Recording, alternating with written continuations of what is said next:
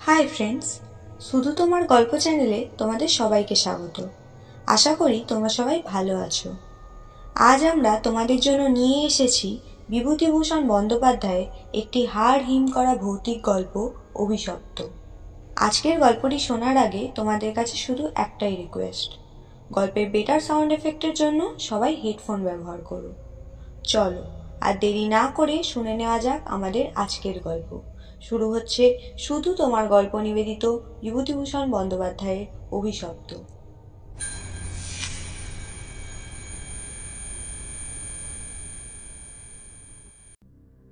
আমার জীবনে সেই একটা অদ্ভুত ঘটনা সেবার ঘটেছিল। বছর তিনেক আগেকার কথা।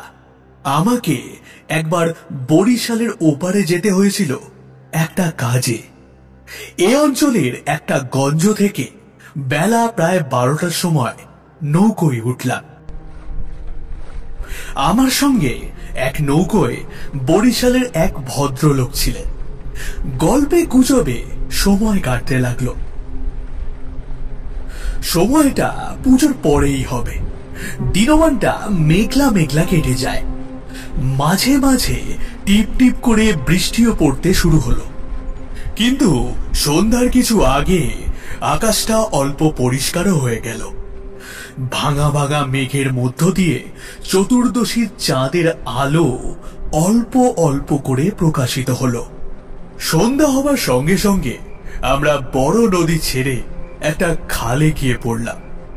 শোনা গেল খালটা এখান থেকে আরম্ভ হয়ে নোয়াখালীর উত্তর দিয়ে একেবারে মেঘনায় গিয়ে মিশেছে। পূর্ববঙ্গে সেই আমার নতুন যাওয়া। চোখে কেমন সব নতুন ঠেকতে লাগলো। অপরিসর খালের দুধারে বৃষ্টি স্নাত কেয়ার জঙ্গলে মেঘে আধো ঢাকা চতুর্দশীর জ্যোৎস্না চিকমিক করছিল। মাঝে মাঝে নদীর ধারে চোখে পড়ছিল বড় বড় মাঠ। সটি, বেত, ফার্ন গাছের বন জায়গায় জায়গায় খালের জলে ঝুঁকে পড়েছে। বাইরে একটু ঠান্ডা থাকলেও আমি ছইয়ের বাইরে বসে দেখতে দেখতে যাচ্ছিলাম। বরিশালের যে অংশটা সুন্দরবনের কাছাকাছি, সেখানে ছোট ছোট খাল ও নদী চারিধারে। সমুদ্র খুব বেশি দূরে নয়, তবে 10-15 মাইল দক্ষিণ পশ্চিমে গেলেই পাওয়া যাবে হাতিয়া ও সন্দ্বীপ। আর একটু রাত গভীর হলো। খালের দুপারের নির্জন জঙ্গল অস্ফুট জ্যোৎস্নায় কেমন যেন অদ্ভুত দেখাতে লাগলো। এ অংশে লোকের বসতি একেবারেই নেই। শুধু ঘন বন আর জলের ধারে বড় বড় হোগলা গাছ। আমার সঙ্গী বললেন, এত রাতে আর বাইরে থাকবেন না, আসুন ছইয়ের মধ্যে। এসব জঙ্গলে বুঝলেন না। তারপর তিনি সুন্দরবনের নানান গল্প করতে লাগলেন। তার নাকি এক কাকা ছিল, তিনি নাকি ফরেস্ট ডিপার্টমেন্টে কাজ করতেন।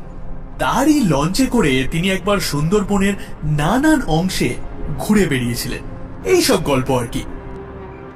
ধীরে ধীরে রাত্রি ঘনিয়ে এলো। তখন প্রায় রাত 12টা হবে। মাঝি আমাদের নৌকোয় ছিল মোটে একটি।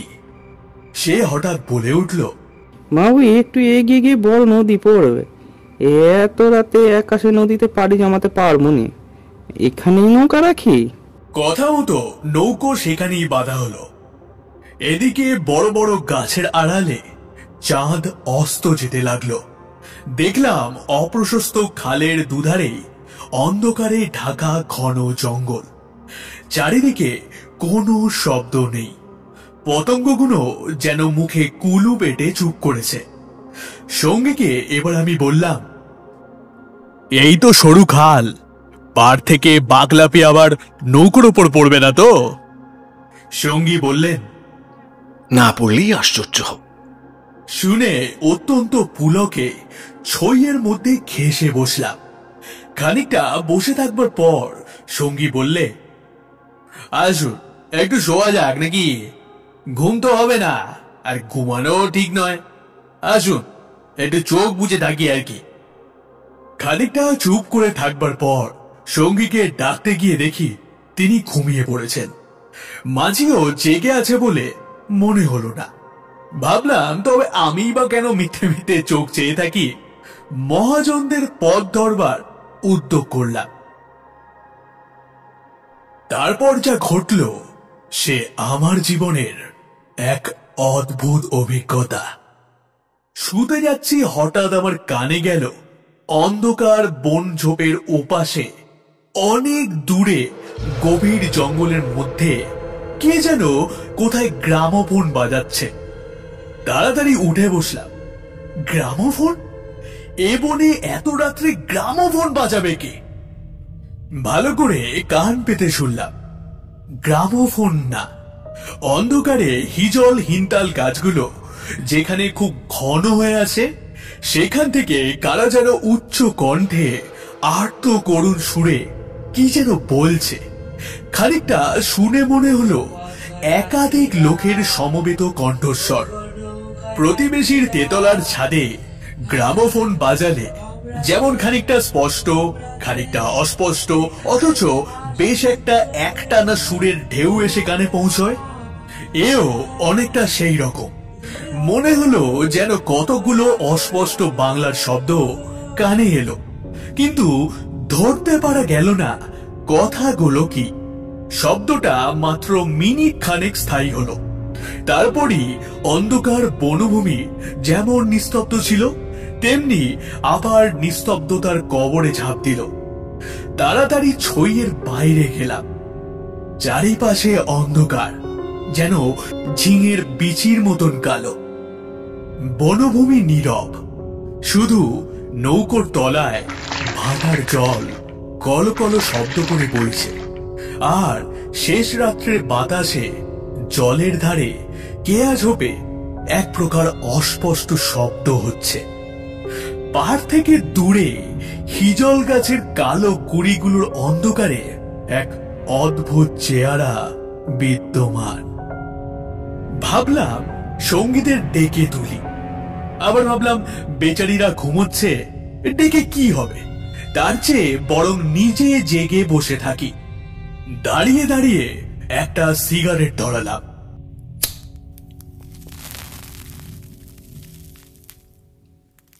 তার কিছুক্ষণ পর ছইয়ের ভেতরে ঢুকতে যাব, এমন সময় সেই অন্ধকারে ঢাকা বিশাল বনভূমির কোন অংশ থেকে সুস্পষ্ট উচ্চ আর্ত করুণ ঝিঝি পোকার রবের মতো তীক্ষ্ণ স্বর তীরের মতন জমাট অন্ধকারের বুক চিরে আকাশে উঠতে লাগলো। নৌকা যাত্রীরা, নৌকা যাত্রীরা, তোমরা তোমরা তোমরা কোথায় যাচ্ছ? আমাদের আমাদের আমাদের উদ্ধার করো, আমাদের উদ্ধার করো, আমাদের শ্বাস আমাদের শ্বাস বন্ধ হয়ে আসছে, আমাদের শ্বাস যাচ্ছি, আমাদের শ্বাস বন্ধ হয়ে আসছে, আমরা মরে যাচ্ছি। নৌকার মাঝিটা ধর্মর করে জেগে উঠল। আমি সঙ্গীকে ডাকলাম, মশাই, ও মশাই, উঠুন উঠুন, তাড়াতাড়ি উঠুন। মাঝি আমার কাজ ঘেঁষে বসল। ভয় তার গলার শহর কাঁপছে। সে বলল, আল্লাহ আল্লাহ আল্লাহ। বাবু বাবু বাবু, শুনতে পেয়েছেন বাবু? সঙ্গী উঠে জিজ্ঞাসা করল, কি কি মশাই, ডাকলেন কেন? কোনো জানোয়ার টানোয়ার নাকি? আমি ব্যাপারটা বললাম। তিনিও তাড়াতাড়ি ছইয়ের বাইরে এলেন। তিনজনে মিলে কান খাড়া করে রইলাম। চারিদিক আবার চুপ। ভাটার জল নৌকোর তলায় বেঁধে আগের চেয়েও যেন জোরে শব্দ হচ্ছিল। সঙ্গী মাঝিকে জিজ্ঞাসা করলেন, এটা কি তবে? মাঝি বলল, হ্যাঁ বাবু, এই বাইকের তিপাশার গড়। সঙ্গী বললেন, তবে তুই এত রাত্রে এখানে নৌকা রাখলি কেন? বেকুব কোথাকার। মাঝি বলল, তিনজন আছি বলেই রেখেছিলেন বাবু, ভাটার টানে নৌকা পিছিয়ে নেবার তো জো ছিল নে। কথাবার্তার ধরন শুনে সঙ্গীকে বললাম, কি মশাই, কি ব্যাপার? আপনি কিছু জানেন নাকি? ভয়ে যত না হোক, বিস্ময়ে আমার কেমন যেন হচ্ছিল। সঙ্গী বললেন, ওরে, তোর সেই কেরোসিনের ডিবেটা জ্বাল, আলো জেলে বসে থাকা যাক, রাত এখন ঢের। মাঝিকে বললাম, তুমি শব্দটা শুনতে পেয়েছিলে? সে বলল, হ্যাঁ বাবু, আওয়াজটা কানে গিয়েই তো আমার ঘুম ভেঙে গেল। আমি আরো দুবার নৌকা বয়ে যেতে যেতে ও ডাক শুনেছি। সঙ্গী বললেন, এটা এই অঞ্চলের একটা অদ্ভুত ঘটনা। তবে এই জায়গাটা সুন্দরবনের সীমানায় বলে আর এই অঞ্চলে কোনো লোকালয় নেই বলে শুধু নৌকার মাঝিদের কাছেই এটা সুপরিচিত। এর পেছনে একটা ইতিহাস আছে, সেটা অবশ্য নৌকার মাঝিদের পরিচিত নয়। সেইটা আপনাকে বলি, শুনুন। তারপর ধুমায়িত কেরোসিনের ডিবার আলোয় অন্ধকার বনের বুকের মধ্যে বসে সঙ্গীর মুখ থেকে কীর্তিপাশা গড়ের ইতিহাসটা শুনতে লাগলাম।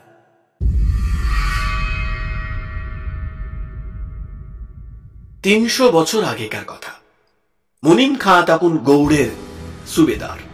এ অঞ্চলে তখন 12 ভূঁইয়ার 2 প্রভাবশালী ভূঁইয়া রাজা রামচন্দ্র রায় ও ঈশা খাঁ মসনদী আলীর খুব প্রতাপ। মেঘনার মোহনার বাহির সমুদ্র, যাকে এখন সন্দ্বীপ চ্যানেল বলে, সেখানে তখন মগ আর পর্তুগিজ জলদস্যুরা শিকারান্বেষে শ্যান পক্ষীর মতো ওত পেতে বসে থাকত। সে সময় এখানে এরকম জঙ্গল ছিল না। এই সমস্ত জায়গা তখন কীর্তি রায়ের অধিকারে ছিল। এইখানে তার সুদৃঢ় দুর্গ ছিল। মগ জলদস্যুদের সঙ্গে তিনি অনেকবার লড়েছিলেন। তার অধীনে সৈন্য সামন্ত, কামান, যুদ্ধের কোষা সবই ছিল। সন্দ্বীপ তখন ছিল পর্তুগিজ জলদস্যুদের প্রধান আড্ডা। এদের আক্রমণ থেকে আত্মরক্ষা করবার জন্য এ অঞ্চলে সকল জমিদারকেই সৈন্যবল দৃঢ় করে গড়তে হতো। এ বনের পশ্চিম ধার দিয়ে তখন আরেকটা খাল বড় নদীতে পড়ত। বনের মধ্যে তার চিহ্ন এখনো আছে। কীর্তি রায় অত্যন্ত অত্যাচারী এবং দুর্ধর্ষ জমিদার ছিলেন। তার রাজ্যে এমন সুন্দর মেয়ে কমই ছিল যে তার অন্তঃপুরে একবার না ঢুকেছে। তাছাড়া তিনি নিজেও এক প্রকার জলদস্যু ছিলেন। তার নিজের অনেকগুলো বড় ছিপ ছিল। আশেপাশে জমিদারি, এমনকি নিজের জমিদারির মধ্যেও সম্পত্তিশালী গৃহস্থের ধনরত্ন, স্ত্রী, কন্যা লুটপাট করা, রূপ মহৎ কার্যে সেগুলো ব্যবহার হতো। কীর্তি রায়ের পাশের জমিদারি ছিল কীর্তি রায়ের এক বন্ধুর। এরা ছিলেন চন্দ্রদ্বীপের রাজা রামচন্দ্র রায়দের পত্তনিদার।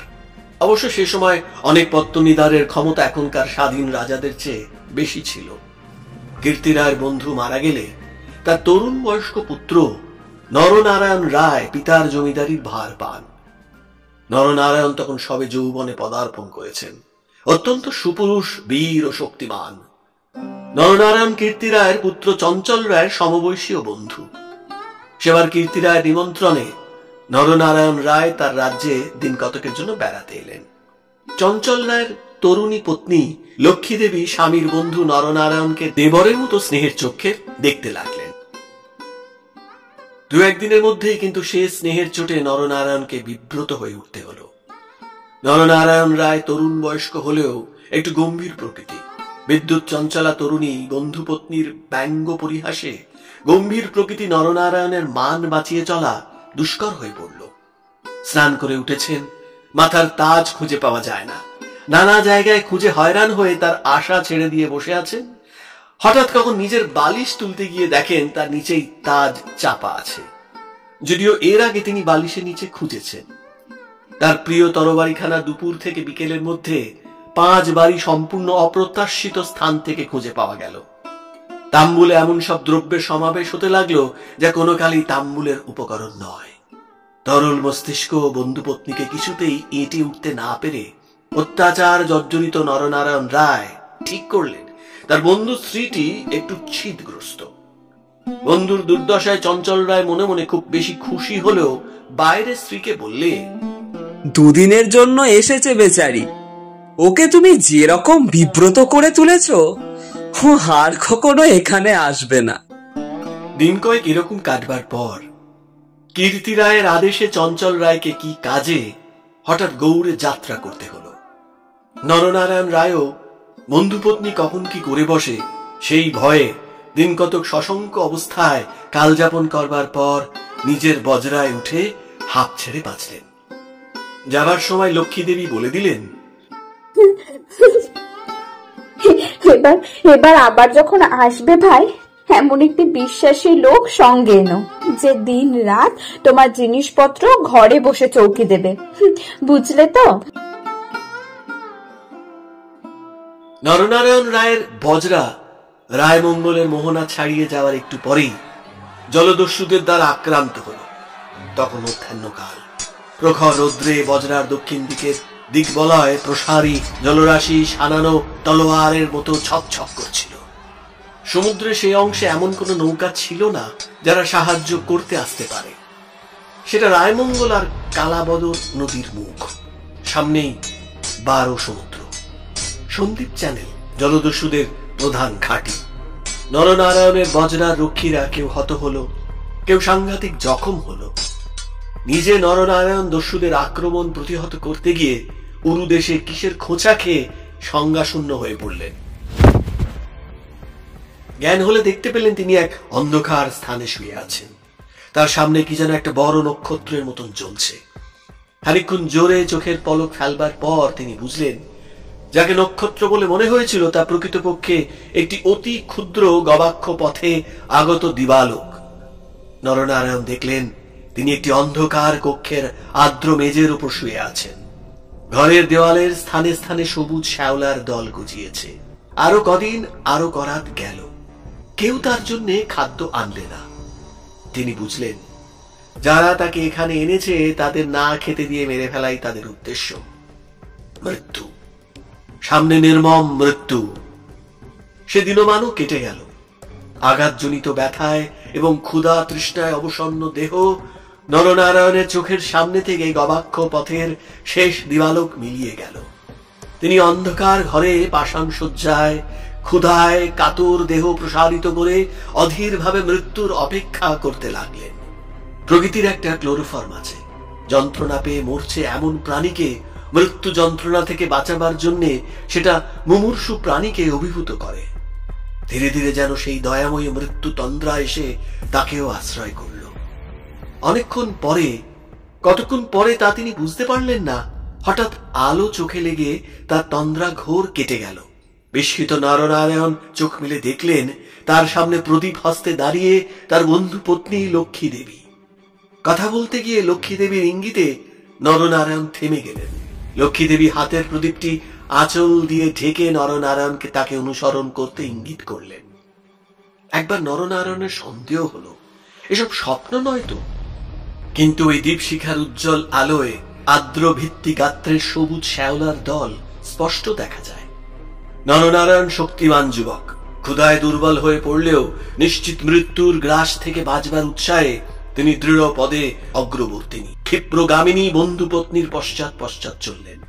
একটা বক্রগতি পাথরের সিঁড়ি দিয়ে ওপরে উঠে একটি দীর্ঘ সুড়ঙ্গ পার হওয়ার পর তিনি দেখলেন যে তারা কীর্তি রায়ের প্রাসাদের সামনের খাল ধারে এসে পৌঁছেছেন। লক্ষ্মী দেবী একটা ছোট বেতে বোনা থলি বার করে তার হাতে দিয়ে বললেন, এতে খাবার আছে ভাই, এখানে খেও না, তুমি সাঁতার জানো, খাল পার হয়ে ওপারে গিয়ে কিছু খেয়ে নাও, তারপর যত শিগগির পারো পালিয়ে যাও। ব্যাপার কি নরনারায়ণ রায় একটু একটু বুঝলেন। তার বিস্তৃত জমিদারি কীর্তি রায়ের জমিদারির পাশেই, এবং তার অবর্তমানে কীর্তি রায় দনু জমর্দন দেবের বংশধরদের ভবিষ্যৎ পত্তনিদার। অত বড় বিস্তৃত ভূসম্পত্তি সৈন্য সামন্ত কীর্তি রায়ের হাতে এলে তিনি কি আর কিছু গ্রাহ্য করবেন? কীর্তি রায় যে মাথা নিচু করে আছেন তার এই কি কারণ নয় যে তার এক পাশে বাকলা চন্দ্রদ্বীপ, অন্য পাশে ভুলুয়ার প্রতাপশালী ভূঁইয়া রাজা লক্ষণ মাণিক্য? প্রদীপের আলোয় নরনারায়ণ দেখলেন তার বন্ধু পত্নীর মুখে এসে চটুল হাস্যরেখা চিহ্নও নেই। তার মুখখানি সহানুভূতিতে ভরা মাতৃমুখের মতন স্নেহ কোমল হয়ে এসেছে। তাদের চারিপাশে গাঢ় অন্ধকার, মাথার ওপর আকাশের বুক চিরে দিগন্ত বিস্তৃত উজ্জ্বল ছায়াপথ। নিকটেই খালের জল জোর ভাটার টানে তীরের হোগলা গাছ দুলিয়ে কলকল শব্দে বড় নদীর দিকে ছুটেছে। নরনারায়ণ আবেগপূর্ণ সুরে জিজ্ঞাসা করলেন, বউ ঠাকুরন, চঞ্চল কি এর মধ্যে আছে? লক্ষ্মীদেবী বললেন, না না ভাই, তিনি এসবের কিচ্ছু জানেন না। এসব শ্বশুর ঠাকুরের কীর্তি। এই জন্যই তো তাকে অন্য জায়গায় পাঠিয়েছেন। এখন আমার মনে হচ্ছে এইসব কৌটোর সব মিথ্যে, সব। নরনারায়ণ দেখলেন লজ্জায় দুঃখে তার বন্ধুপত্নীর মুখ বিবর্ণ হয়ে উঠেছে। লক্ষ্মীদেবী আবার বললেন, আমিও কিছু জানতাম না ভাই, আমি আজ সব জানতে পারি।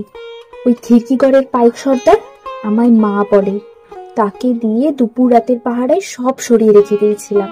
নরনারায়ণ বললেন, বউ ঠাকুরন, আমার এক বোন ছোটবেলায় মারা গিয়েছিল। তুমি, হ্যাঁ তুমি আমার সেই বোন। আজ আজ আবার ফিরে এলে। লক্ষ্মীদেবীর পদ্মর মতো মুখখানি চোখের জলে ভেসে গেল। একটু ইতস্তত করে বললেন, ভাই বলতে সাহস পায়নি, তবু একটা কথা বলছি, বোন বলে যদি রাখো। নরনারায়ণ জিজ্ঞাসা করলেন, কি কথা বউ ঠাকুরন? লক্ষ্মীদেবী বললেন, তুমি আমার কাছে বলে যাও ভাই, যে শ্বশুর ঠাকুরের কোনো অনিষ্ট চিন্তা তুমি করবে না। নরনারায়ণ একটুখানি কি ভাবলেন, তারপর বললেন, তুমি আমায় প্রাণ দিলে বউ ঠাকুরন। তোমার কাছে আমি বলে যাচ্ছি, তুমি বেঁচে থাকতে তোমার শ্বশুরের কোনো অনিষ্ট চিন্তা আমি করব না। বিদায় নিতে গিয়ে নরনারায়ণ একবার জিজ্ঞাসা করলেন, বউ ঠাকুরন, তুমি ফিরে যেতে পারবে তো? লক্ষ্মীদেবী বললেন, আমি ঠিক চলে যাব, তুমি কিন্তু যত দূর পারো সাঁতরে গিয়ে তারপর ডাঙায় উঠে চলে যেও। নরনারায়ণ রায় সেই ঘন কৃষ্ণ অন্ধকারের মধ্যে নিঃশব্দে খালের জলের পরে মিলিয়ে গেলেন।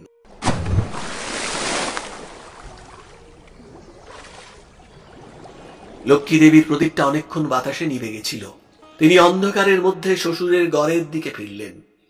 একটু দূরে গিয়েই তিনি দেখতে পেলেন পাশের ছোট খালটায় দুখানা ছিপ মশালের আলোয় সজ্জিত হচ্ছে। ভয়ে তার মুখের রক্ত জমে গেল। সর্বনাশ! এরা কি তবে জানতে পেরেছে? দ্রুত পদে অগ্রসর হয়ে গুপ্ত সুড়ঙ্গের মুখে এসে তিনি দেখলেন সুড়ঙ্গের পথ খোলাই আছে। তিনি তাড়াতাড়ি সুড়ঙ্গের মধ্যে ঢুকে পড়লেন। কীর্তিরায় বুঝতেন, নিজের হাতের আঙুলও যদি বিষাক্ত হয়ে ওঠে তো তাকে কেটে ফেলাই সমস্ত শরীরের পক্ষে মঙ্গল। পরদিন আবার দিনের আলো ফুটে উঠল, কিন্তু লক্ষ্মী দেবীকে আর কোনোদিন কেউ দেখেনি। রাতের হিংস্র অন্ধকার তাকে গ্রাস করে ফেলেছিল। নরনারায়ণ নিজের রাজধানীতে বসে সব শুনলেন। গুপ্ত সুড়ঙ্গের দুধারের মুখ বন্ধ করে কীর্তিরায় তার পুত্রবধূর শ্বাস রোধ করে তাকে হত্যা করেছেন। শুনে তিনি চুপ করে রইলেন। এর কিছুদিন পরে তার কানে গেল বাসুন্তার লক্ষণ রায়ের মেয়ের সঙ্গে শীঘ্র চঞ্চলের বিয়ে। সেদিন রাত্রে চাঁদ উঠলে নিজের প্রাসাদ শিখরে বেড়াতে বেড়াতে চারিদিকের শুভ্র সুন্দর আলোয় সাগরের দিকে দৃষ্টিপাত করে দৃঢ়চিত্ত নরনারায়ণ রায়েরও চোখের পাতা যেন ভিজে উঠল। তার মনে হলো তার অভাগিনী বউ ঠাকুরানীর হৃদয় নিঃসারিত নিষ্পাপ অকলঙ্ক পবিত্র স্নেহের ঢেউয়ে সারা জগৎ ভেসে যাচ্ছে মনে হলো। তারই অন্তরের শ্যামলতায় জ্যোৎস্না ধৌত বনভূমির অঙ্গে অঙ্গে শ্যামল সুন্দর শ্রী নীরব আকাশের তলে তারই চোখের দুষ্টু হাসিটি তারায় তারায় নবমল্লিকার মতন ফুটে উঠেছে। নরনারায়ণ রায়ের পূর্বপুরুষেরা দুর্ধর্ষ, ভূমধ্যিকারী দস্যু। হঠাৎ পূর্বপুরুষের সেই বর্বর রক্ত নরনারায়ণের ধমনীতে নেচে উঠল। তিনি মনে মনে বললেন, আমার অপমান আমি একরকম ভুলেছিলাম বউ ঠাকুরন, কিন্তু তোমার অপমান আমি কখনো সহ্য করব না, কখনো না।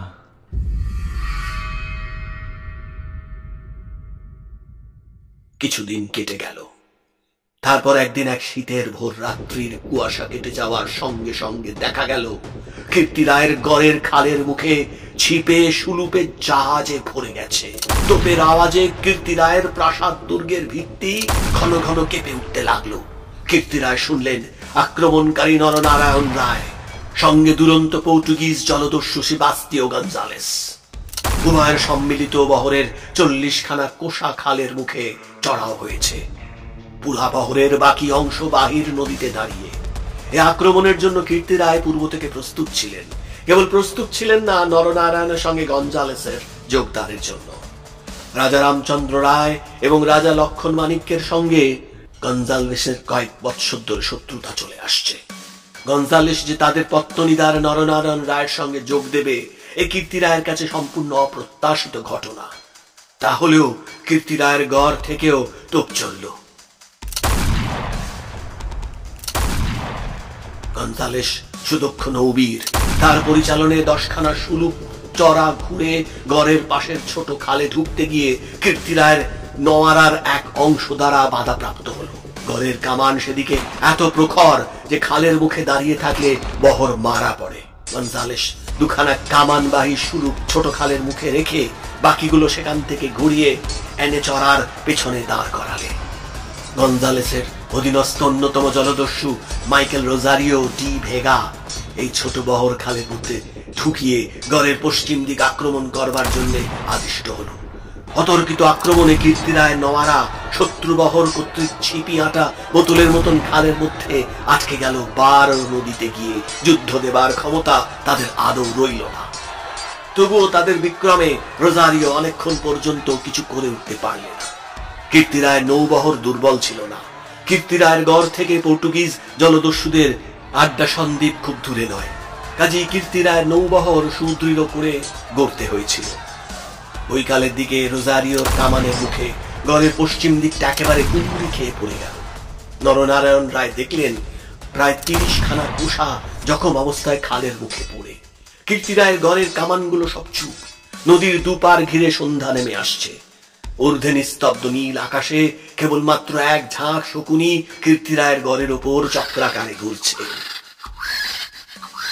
হঠাৎ বিজন্মত্ত নরনারায়ণ রায়ের চোখের সম্মুখে বন্ধুপত্নীর বিদায়ের রাতের সন্ধ্যার পদ্মের মতন বিষাদ ভরা ম্লান মুখখানি, কাতর মিনতিপূর্ণ সেই চোখ দুটি মনে পড়ল।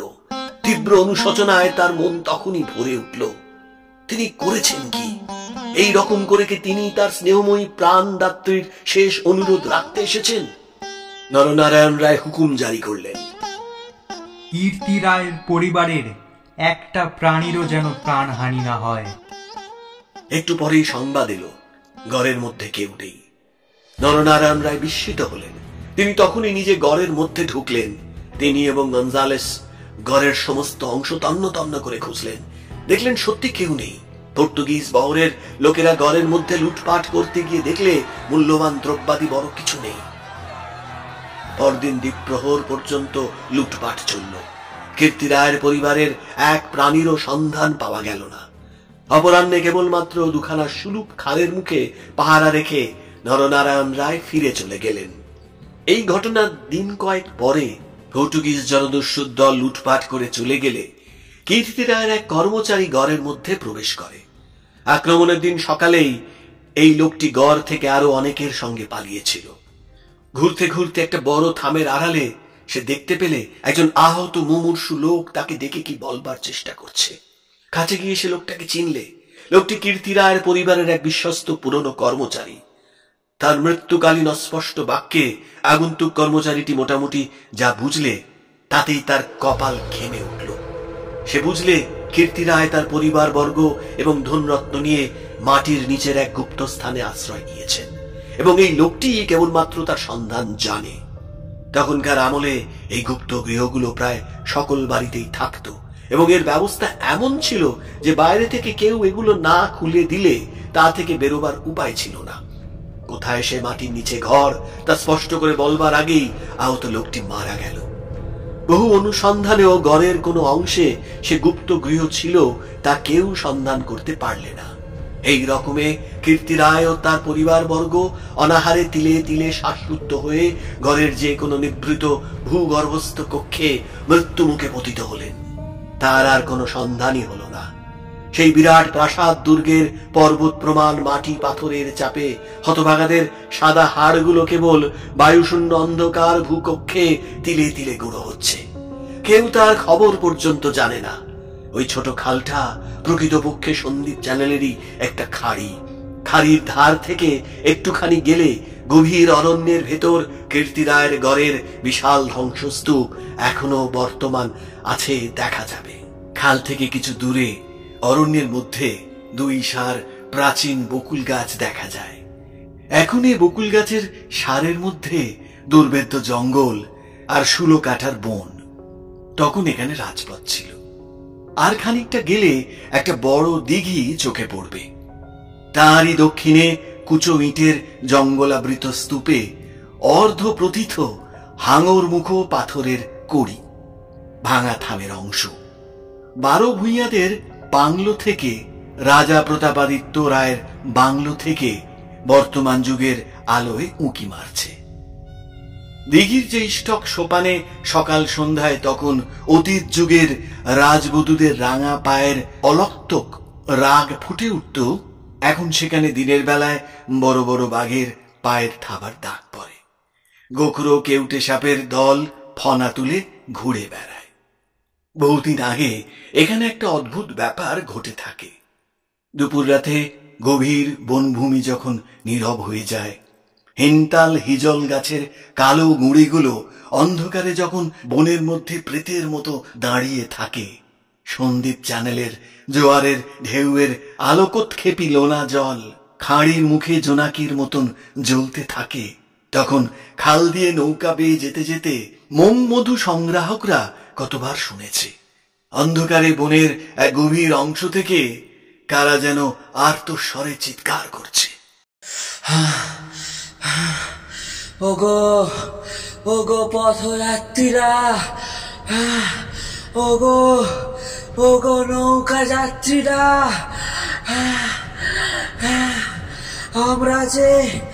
আমরা যে এখানে শ্বাসরুদ্ধ হয়ে মারা গেলাম। আমাদের দয়া করে তোলো, আমাদের দয়া করে তোলো, আমাদের তোলো, আমাদের তোলো, আমাদের তোলো, আমাদের তোলো, আমাদের তোলো। ভয়ে বেশি রাত্রে এ পথে কেউ নৌকা বাইতে চায় না।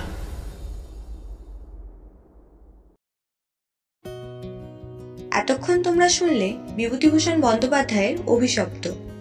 আজকের গল্পে কথকের ভূমিকায় ছিলেন অরি, নৌকার ভদ্রলোকের ভূমিকায় রাজ চট্টোপাধ্যায়, নৌকার মাঝির চরিত্রে বিক্রম, চঞ্চলের চরিত্রে ইমন, নরনারায়ণের ভূমিকায় প্রিয়াংশু, লক্ষ্মী দেবীর ভূমিকায় শ্রিয়া, কোরাসে অনির্বাণ ও ইমন এবং গল্পের সূচনা ও সমাপ্তিতে আমি পরিণীতা।